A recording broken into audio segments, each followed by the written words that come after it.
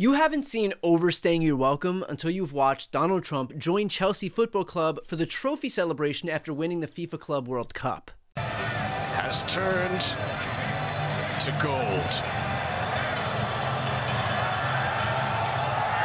Chelsea, the FIFA Club World Cup champions.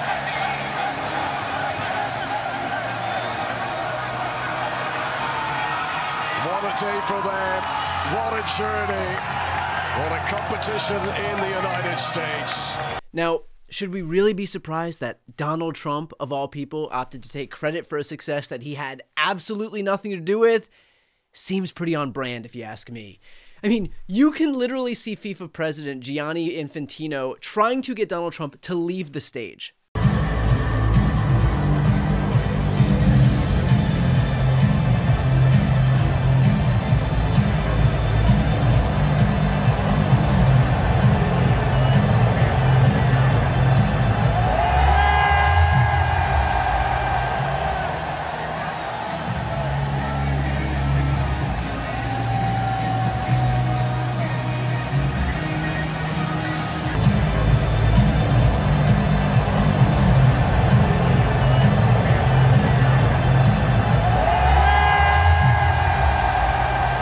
And you can see Cole Palmer ask, what's he doing?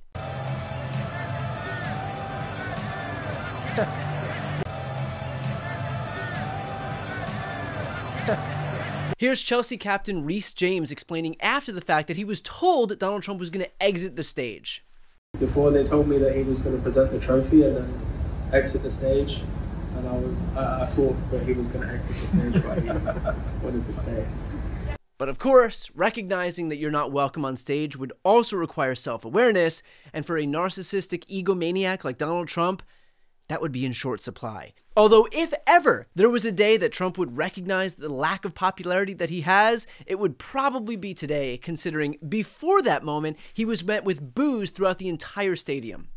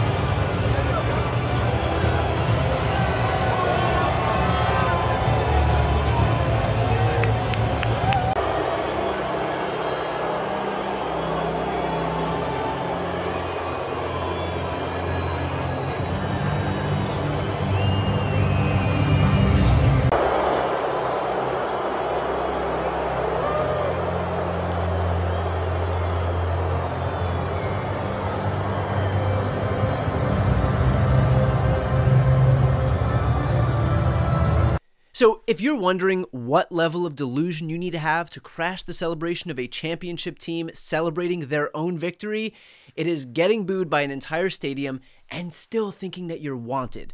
But hey, narcissist gonna narcissist.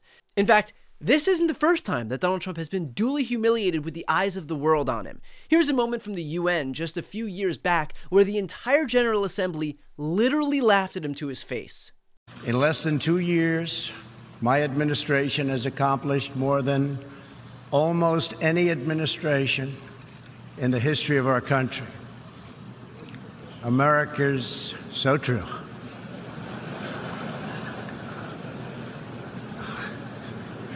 Didn't expect that reaction, but that's okay.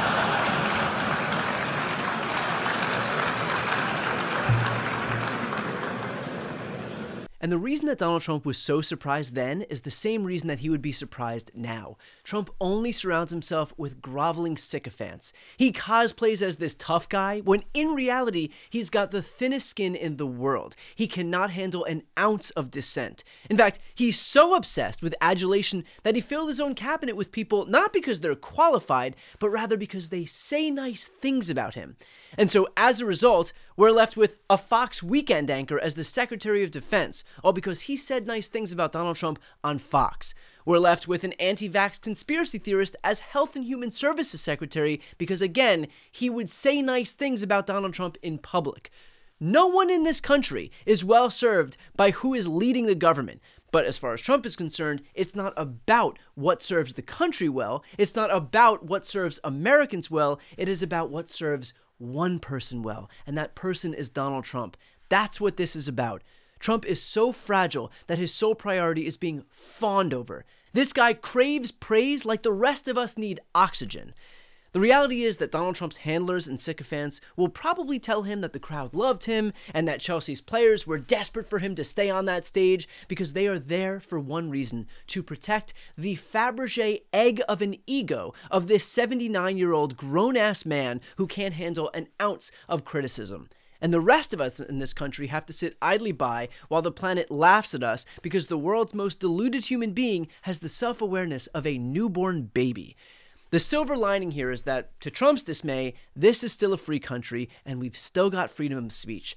If ever there was a time to make that known, it's today. So good on that crowd for voicing their very, very clear dissatisfaction of Donald Trump. Too bad he's too deluded to tell the difference.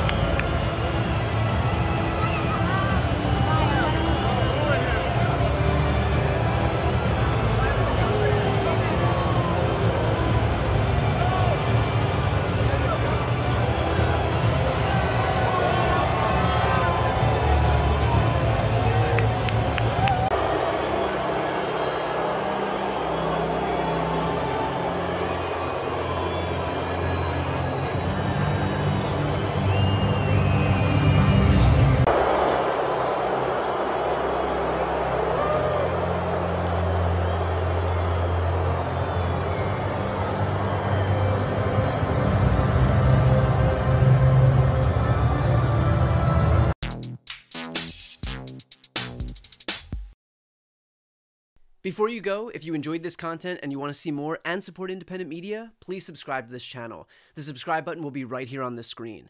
But second, the reality is that we are now in a political environment where this administration can lean on any of the social media platforms to suppress certain voices if they don't like critical coverage. That means my longevity here is in the hands of a few tech billionaires who are already making it clear that they are willing to cater to this administration. To that end, signing up for my newsletter is a way for me to reach you directly if that ever becomes necessary. I'll put the link right here on the screen as well, so please sign up. It's free, but there's also an option to do a paid subscription if you'd like to support me and my team.